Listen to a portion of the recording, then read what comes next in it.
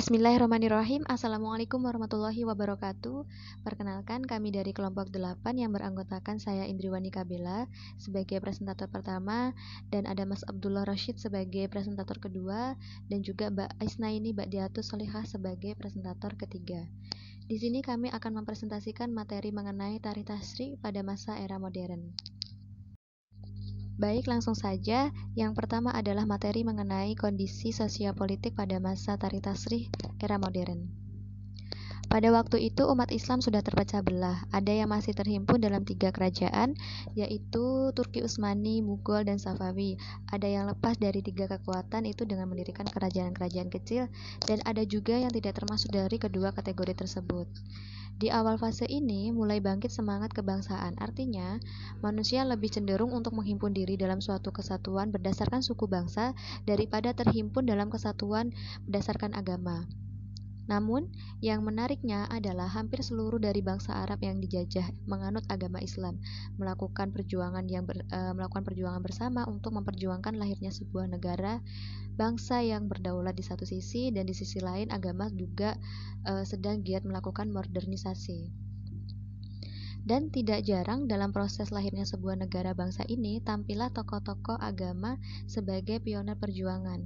Hal ini disebabkan karena bangsa barat dianggap menginjak-injak nilai kehormatan untuk suatu bangsa yang dikuasainya dan mengusik agama Islam yang dianut oleh bangsa tersebut.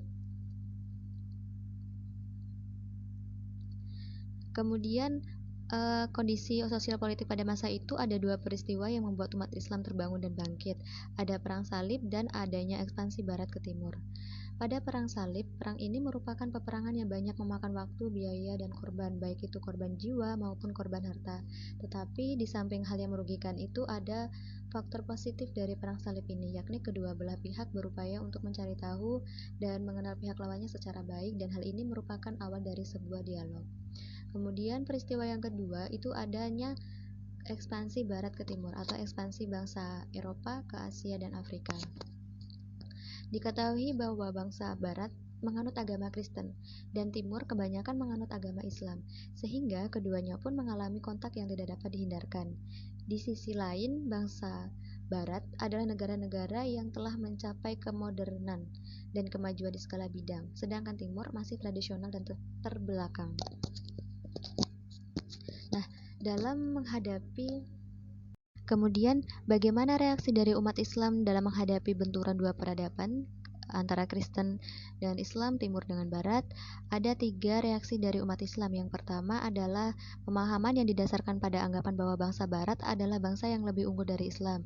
Supaya Islam pun unggul seperti bangsa barat, maka Islam perlu mencontoh barat dari segala aspek. Salah satu yang membuat bangsa barat maju itu adalah pemisahan antara urusan agama dan dengan yang sering kita sebut sebagai sekularisasi.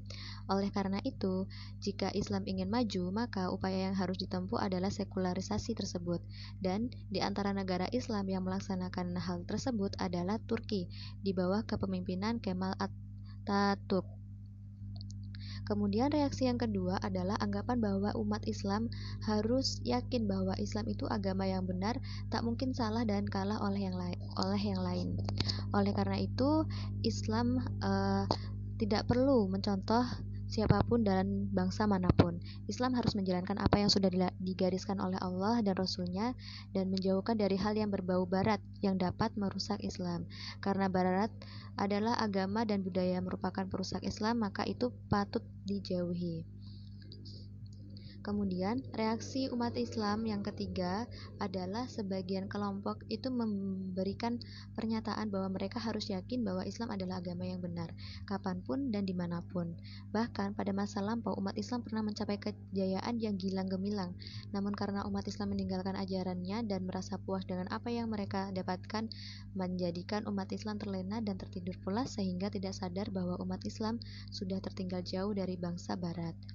Nah, ketika mereka sadar bahwa mereka telah dijajah oleh bangsa Barat dan bangsa Barat telah mampu untuk menguasai dan menjajah umat Islam, maka perlu penyadaran diri dan bersiap untuk bangun dari mengejar ketertinggalannya dengan Barat.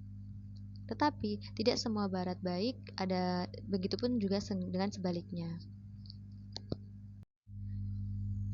Materi yang kedua ada sumber-sumber penetapan hukum pada fase modern. Ada 11 metode sumber-sumber penetapan hukum pada fase modern. Yang pertama, pemahaman terhadap Al-Quran. Yang kedua, pemahaman terhadap sunnah. Yang ketiga, pendekatan rasional. Yang keempat, pendekatan zawajir dan jawabir. Yang kelima, ijma'. Yang keenam, cara penetapan ilat. Yang ketujuh, maslahah mursalah. Yang kedelapan, saat az-zariyah. Yang kesembilan, irtikab akhaf ad-dararin. Yang ke-10 keputusan wali al-amr, dan yang ke-11 adalah memfikihkan hukum qoti. Yang pertama, pemahaman terhadap Al-Quran. Untuk mengadakan pembaruan hukum Islam, hal ini dilakukan dengan rekonstruksi untuk mengartikan ayat-ayat Al-Quran dalam konteks pemahaman asbabun nuzul, memerhatikan makna atau substansi ayat-ayat tersebut. Kemudian yang kedua adalah pemahaman terhadap sunnah. Pemahaman terhadap sunnah dapat dilakukan dengan cara mengklasifikasikan sunnah, mana yang dilakukan Rasulullah Shallallahu Alaihi Wasallam dalam tasyri' al-hakam atau penetapan hukum, dan mana yang dilakukan selaku manusia biasa sebagai sifat basyariyah atau kemanusiaan. Sunnah baru dapat dijadikan pegangan wajib apabila dilakukan dalam tasyri' al-hakam, sedangkan yang dilakukannya sebagai manusia biasa tidak wajib diikuti, seperti kesukaan Rasulullah Shallallahu Alaihi Wasallam kepada makanan yang manis, pakaian yang berwarna hijau, dan sebagainya. Kemudian yang ketiga ada pendekatan rasional. Ulama terdahulu dalam memahamkan rukun Islam dilakukan dengan taat budi, yaitu menerima tanpa adanya komentar, karena itu sudah merupakan ketetapan Allah, sehingga kualitas ilat hukum dan tinjauan filosofinya banyak yang tidak terungkap. Oleh karena itu perlu pendekatan rasional atau taquli dalam pembangunan hukum Islam. Kemudian yang keempat adalah pendekatan zawajir dan jawabir. Dalam masalah hukum pidana, ada unsur zawajir dan jawabir. Jawabir berarti dengan hukum itu berdosa, atau kesalahan pelaku pidana harus dilakukan sesuai dengan nas, seperti contohnya pencuri yang dihukum dengan potong tangan, pezina muson dengan dirajam, dan pezina goiro muson didera. Sedangkan zawajir adalah hukum yang bertujuan untuk membuat jera pelaku pidana sehingga tidak mengulanginya lagi.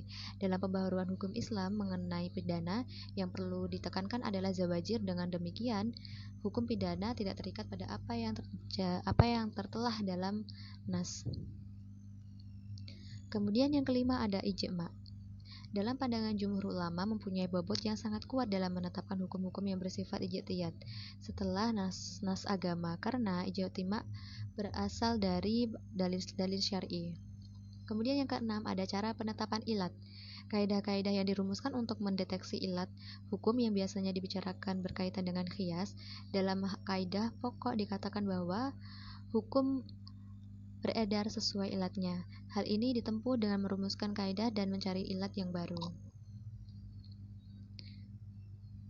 Kemudian yang ketujuh ada maslahah mursalah. Dalam hal ini, mursalah dijadikan dalil hukum dan dapat ditetapkan hukum bagi banyak masalah yang baru yang tidak disinggah oleh Al-Quran maupun Sunnah. Kemudian yang kedelapan adalah yang kedelapan adalah saat az-zariyah.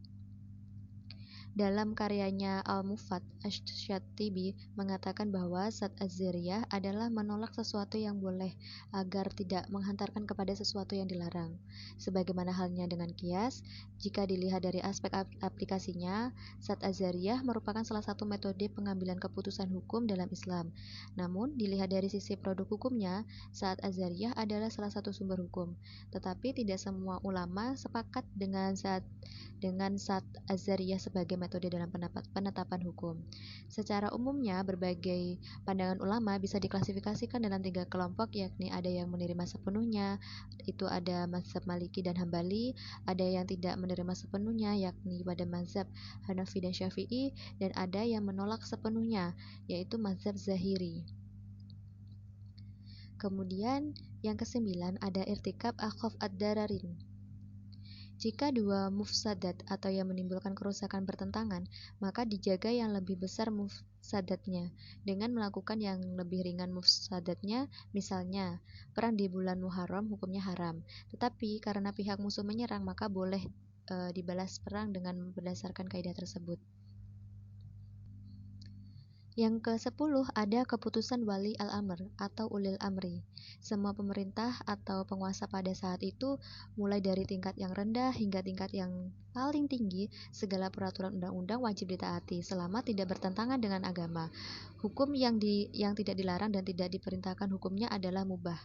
Contohnya, pemerintah menetapkan bahwa pembatasan umur calon mempelai laki-laki dan perempuan yaitu perkawinan hanya diizinkan jika pihak pria sudah mencapai umur 19 tahun dan pihak wanita sudah mencapai umur 16 tahun. Dan yang terakhir ada memfikirkan hukum qoti. Kebenaran qoti bersifat absolut, sedangkan kebenaran fikih bersifat relatif. Menurut para fuqaha, tidak ada ijtihad terhadap nah qoti, tetapi kalau demikian halnya, maka hukum Islam menjadi kaku. Sedangkan kita berpegangan pada moto al-Islami sholih likulli zaman wa makan wa taguyur al-ahkam ditaguyuri amkinah wal azminah. Untuk menghadapi masalah khoti dibagi menjadi dua, yaitu khoti fi jamal al-hakam dan khoti fi bad al-hakam. Pada khoti al-ahwal tidak berlaku ijtihad, sedangkan khoti fi bad al-ahwal diberlakukan. Tidak semua hukum khoti dari segi penerapannya berlaku pada semua zaman. Demikian materi dari saya. Mohon maaf. Dan untuk materi selanjutnya akan diteruskan oleh presentator kedua. Terima kasih. Bismillahirrahmanirrahim. Terima kasih kepada Saudari Indri. Langsung saja di sini saya akan menjelaskan tentang tokoh-tokoh penyeru pembaharuan dan gagasannya. Yang pertama, pembaharu Timur Tengah, yaitu Muhammad Abduh. Muhammad Abduh yang memiliki nama lengkap Muhammad bin Abduh bin Hasan Khairullah merupakan salah seorang tokoh pemikir pembaharu Islam pada awal abad 19 Masehi. Beliau lahir pada tahun 1266 Hijriah atau 1849 Masehi di sebuah distrik bernama Sibshir, kota Muhallal Nash di provinsi Al-Bahirah. Dari rahim seorang wanita Arab yang nasabnya sampai pada Umar bin Khattab, Khalifah kedua sesudah Abu Bakar As-Siddiq. Kondisi umat Islam pada masa hidup Abduh akhir abad 18 dan awal abad 19 adalah bagian dari rentetan sejarah kemunduran umat Islam. Dunia Islam mengalami kemunduran yang sangat memprihatinkan. Dunia Islam terkukung oleh penjajah. Pada masa ini, masa kolonialisme negara-negara Eropa terhadap Asia dan Afrika. Ide pembaruan ini tak hanya terjadi di Mesir saja, yang diwakili Abduh. Di Saudi misalnya, ide pembaruan mulai digalakkan oleh seorang pengikut Ibnu Taimiyah, Muhammad ibn Abdul Wahab, yang merupakan cikal bakal tumbuh kembangnya paham Wahabi di sana. B. Rashid Ridho. Sayyid Muhammad Rashid Ridho lahir di Qolmun, sebuah desa sekitar 4 km dari Tripoli, Lebanon, pada 27 Jumadil Awal 1248 Hijriah. Beliau adalah bangsawan Arab yang memiliki garis keturunan langsung dari Sayyid Husain putra Ali bin Abi Thalib dan Fatimah putri Rasulullah Sallallahu Alaihi Wasallam. Muhammad Rashid Ridho mulai mencoba menjalankan ide-ide pembaharuannya sejak ia masih berada di Suriah, tetapi usaha-usahanya mendapat tantangan dari pihak kerajaan Utsmani. Kemudian ia pindah ke Mesir dan tiba di sana pada bulan Januari 1898 Masehi. Banyak pembaharuan yang dibuat oleh Rashid Ridho dalam berbagai aspek seperti pertama, pembaharuan dalam bidang teologi, akal dan wahyu, menilai sifat Tuhan dan konsep iman. Kedua, dalam bidang pendidikan. Ketiga, pandangan terhadap ijtihad. Wilayah yang kedua yaitu pembaharu Asia Selatan. Pembaharu Asia Selatan yaitu Sayyid Amir Ali. Ia berasal dari keluarga Syiah pada zaman Nadir Shah 1736 sampai 1747 yang pindah dari Khorasan dan menetap di Mohan India pada abad pertengahan ke-18. Amir Ali lahir pada 6 April 1849 Masehi di Cuttack, India. Sayyid Amir Ali meninggal dalam usia 79 tahun pada 3 Agustus 1928 di Sussex, Inggris. Sayyid Amir Ali merupakan seorang pemikir yang banyak memberikan ajaran-ajaran terhadap Islam seperti ajaran tentang akhirat dan perbudakan, dan masih banyak pemikiran yang telah Sayyid Ali sumbangkan untuk Islam, seperti konsep ketuhanan, konsep antara kenabian dan akal, dan konsep tentang free will and free action. Pembaharu Asia Selatan yang kedua yaitu Abul A'la Al-Maududi. Abul A'la Al-Maududi dilahirkan pada tanggal 3 Rajab 1321 Hijriah, bertepatan dengan 25 September 1903 Masehi di Aurangabad, Hyderabad, yang sekarang termasuk dalam negara bagian Andhra Pradesh, India. Ia lahir dari keluarga terhormat. Nasabnya ke atas sampai kepada Nabi Muhammad SAW. Keluarganya mengaku keturunan langsung dari Kutubuddin Al-Maududi yang meninggal 527 Hijriah, seorang pemimpin terkenal tarekat Chishti yang berkembang di India. Ayahnya bernama Ahmad Hasan, 1855-1919, seorang pengacara yang tinggi religiositasnya dan pernah mengecap pendidikan di Aligarh University yang didirikan oleh Sayyid Ahmad Khan 1817-1898, seorang pembaharu Islam di India yang terkenal pada abad ke-19. Abul A'la Al-Maududi merupakan salah seorang ulama abad ke-20 dan penggagas Jamaah Al-Islami atau Partai Islami. Abul A'la Al-Maududi merupakan seorang ahli filsafat, sastrawan, dan aktivis yang aktif dalam pergerakan dan perjuangan Islam di seluruh dunia. Pemikir Abul A'la Al-Maududi tidak saja berpengaruh di kawasan India atau Pakistan, melainkan di seluruh dunia Islam. Karya-karyanya banyak diterjemahkan ke dalam berbagai bahasa. Di samping ia pernah berkeliling dunia untuk memberi kuliah di berbagai ibu kota negara-negara Timur Tengah, London, New York, Toronto, dan sejumlah pusat studi di kota-kota besar lainnya. Abul A'la Al-Maududi berpendapat bahwa terdapat 3 dasar keyakinan atau anggapan yang melandasi pikiran-pikirannya tentang konsep negara dan perspektif Islam,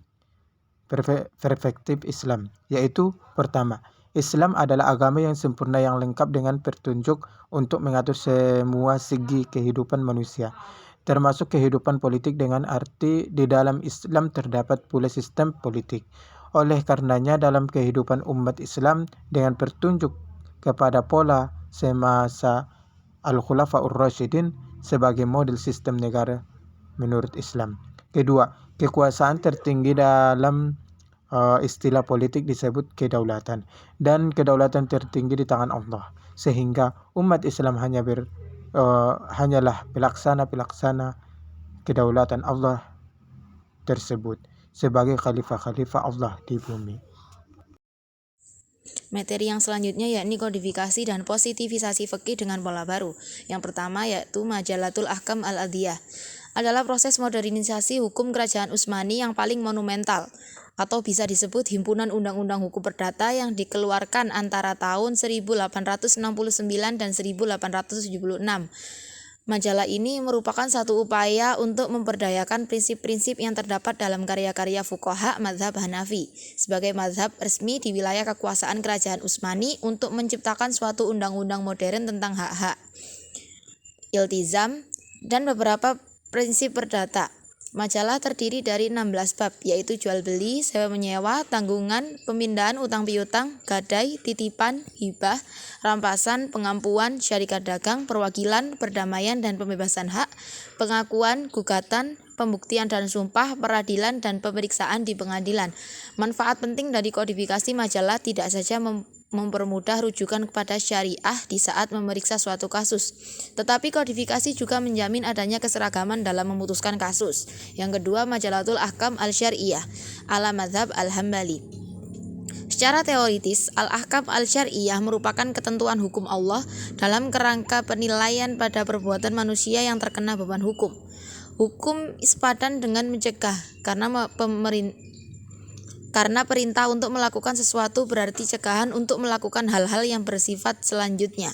Ditinjau dari aspeknya, hukum terbagi menjadi dua jenis, yaitu